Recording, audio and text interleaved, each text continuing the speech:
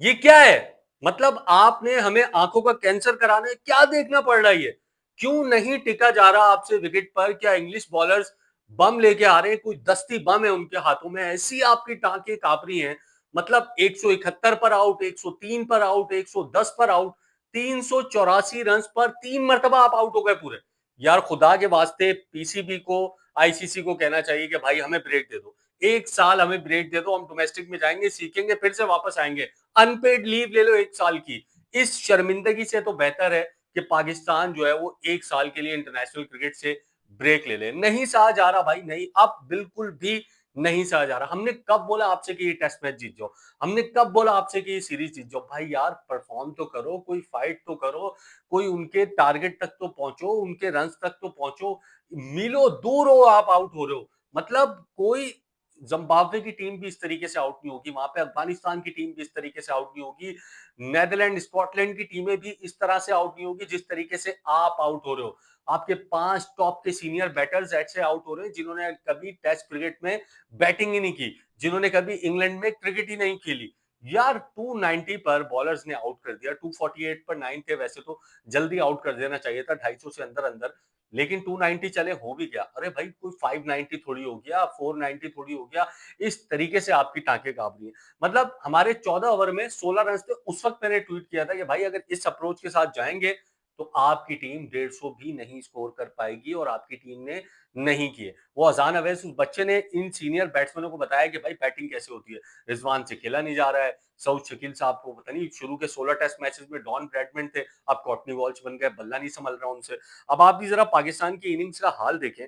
जब पाकिस्तान ने बैटिंग शुरू की 290 था, इतना बड़ा कोई स्कोर सामने नहीं था। शान मसूद 1 रन बनाया 11 गेंदों के ऊपर। उसके बाद जो इमामुल हक हैं इंजरी का शिकार हो गए, उन्होंने बैटिंग नहीं की। उसके बाद बाबर आजम आए, 2 चौके लगाए, आउट हो गए। अब्दुल्ला शफीक 5 रन बनाए 32 गेंदों के ऊपर। सऊद शकील ने 16 गेंदों पर 16 रन बनाए। मोहम्मद रिजवान के तो भाई क्या कहने यार, मतलब चल ही नहीं रहा है ना उनका बल्ला तो।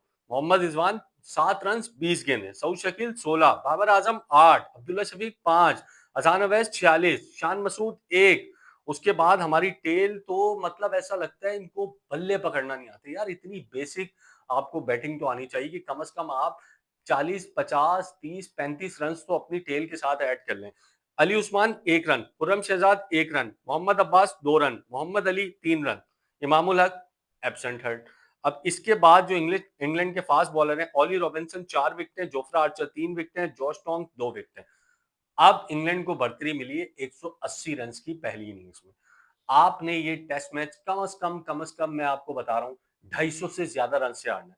वो अभी आपको फेंटा मारेंगे कल दोपहर तक, उसके बाद आपको 400-450 रन देंगे और आपकी टीम बाहर 150 पे, पौने 200 पे। ये भी मैं ज्यादा बता रहा हूँ। अभी इस सीरीज का हमारा जो बेस्ट स्कोर है वो 171 है। तो जैसे मैंने शुरू में कहा भाई, ले लो यार ब्रेक, क्या होगा इससे? मतलब किसी डिजर्विंग टीम को टेस्ट स्टेटस दे दें आप, कुछ कोई बेहतरी की उम्मीद। पहले टेस्ट में हमने कहा चलो बाबर आजम भी थे, दूसरे टेस्ट में हमने कहा चलो बाबर आजम आ गया, बैटिंग लाइन को थोड़ी सी स्ट्रेंथ मिलेगी। वो सलमान अली आगा ड्रेसिंग रूम में बोल रहे हैं मुझे हटाकर जो टेस्ट मैच जीतो उसकी जरा हाईलाइट्स दिखाना। ये हाईलाइट्स ही थी ये यार। मतलब दही लेने जाओ 2 आउट, वॉशरूम जाओ 3 आउट। अरे भाई क्यों नहीं टिक रहे, क्या हो गया है ऐसा विकेट के ऊपर? और इंग्लैंड की जब टेल बैटिंग कर रही है 248 फॉर 9 है, उस वक्त ऐसा लग रहा है, दिल को तसल्ली हो रही है कि यार लग रहा है कि बैटिंग जो है वो विकेट के लिए साजगार हो गई है, अच्छी बैटिंग होगी इसके ऊपर। जैसे ही हमारी बैटिंग आती है, ऐसा कोई पिच के अंदर से पता नहीं क्या आग बगोले निकलते हैं। हमारे बैट्समैनों से टिका ही नहीं जाता, ऑफ स्टंप की बॉलों को छेड़ रहे होते हैं, हार्ड हैंड से खेल रहे होते हैं। यार इतने सीनियर सीनियर बैटर्स हो गए हैं, मतलब आपको पता होना चाहिए कि कौन सी बॉल पर क्या प्लानिंग हुई है। आपके पूरे पूरे स्लिप 3-3, 4-4 लगाए हुए हैं, वो क्यों लगाए हुए हैं? बाहर की गेंदों को क्यों आप छेड़ रहे हैं?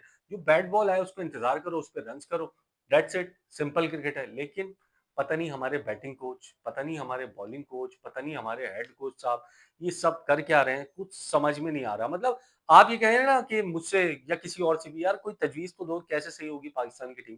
समझ ही नहीं आ रहा किसी को कैसे सही होगी।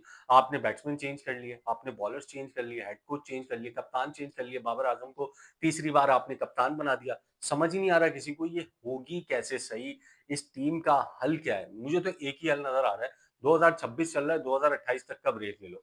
ना आईसीसी इवेंट में इनसे परफॉर्म हो रहा है, ना डब्ल्यूटीसी में इनसे परफॉर्म हो रहा है, ना वर्ल्ड टेस्ट चैंपियनशिप में परफॉर्म हो रहा है, ना टी20 वर्ल्ड कप में परफॉर्म हो रहा है। बायलैटरल सीरीज को इक्का दुक्का ये लोग जीत जाते हैं, उसमें जो है वो बैठ के शादियाने मचाते हैं कि हमने ऑस्ट्रेलिया को हरा दिया, हमने न्यूजीलैंड को हरा दिया। भाई उन्होंने 20 टीम भेजी थी, इसलिए आपने उनको हरा दिया। जब आईसीसी इवेंट्स में उनकी ए टीमें सामने आती है, आप पूरे के पूरे ढेर हो जाते हो। जब वर्ल्ड टेस्ट चैंपियनशिप में उनकी ए टीम सामने आती है, आप पूरे के पूरे ढेर हो जाते हो।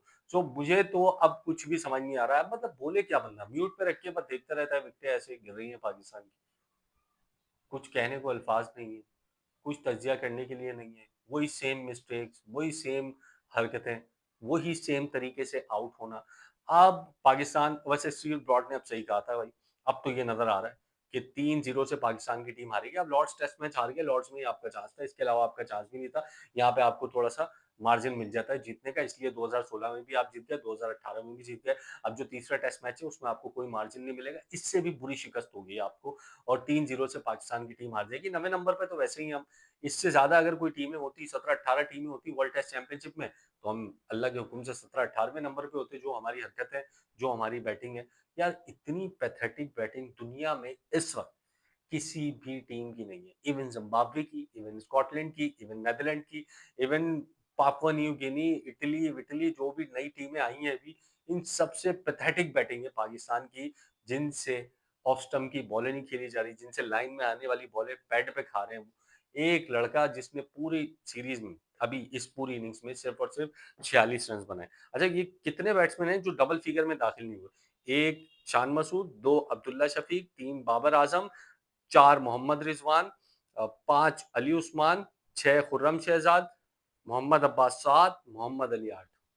आठ बैट्समैन डबल फिगर में दाखिल नहीं हुए आपके, और आप बातें कर रहे हो टेस्ट मैच जीतने की, लॉर्ड्स में सीरीज बराबर करनी। तो अब तो भाई यही लग रहा है कि पाकिस्तान की टीम जो है वो 3-0 से हारेगी, बुरी तरीके से हारेगी। और ये उसके बाद जो हमारी होम सीरीज है श्रीलंका से, उसमें हम फिर जीत जाएंगे, वो पंखे लगा देंगे विकेटों के ऊपर, स्पिन ट्रैक्स बना के वो सीरीज हम जीत जाएंगे। फिर से वही जो है वो शादियाने बजेंगे कि हम सीरीज जीत गए। यार पैथेटिक पैथेटिक पैथेटिक, इसके अलावा मेरे पास इस टीम के लिए कोई वर्ड नहीं है।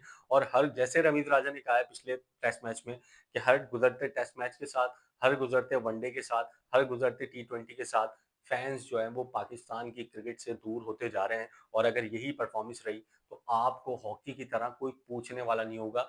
ये क्रिकेटर्स को रियलाइज करना है, ये उनको रियलाइज करना पड़ेगा, वरना बहुत देर हो जाएगी। पाकिस्तान की क्रिकेट, मोहसिन नकवी साहब, उनसे भी मैं मुखातिब हूँ, जो कि वजीर दाखिला भी हैं, टाइम नहीं है उनके पास पाकिस्तान की क्रिकेट के लिए। आप पाकिस्तान की क्रिकेट पर थोड़ा सा टाइम दे दें। ये आकिब जावेद जैसे लोग जो पाकिस्तान क्रिकेट पर मुसल्लत हुए हैं, इनसे हमारी जान छुड़ा दें, ताकि इस टीम का कुछ तो भला हो।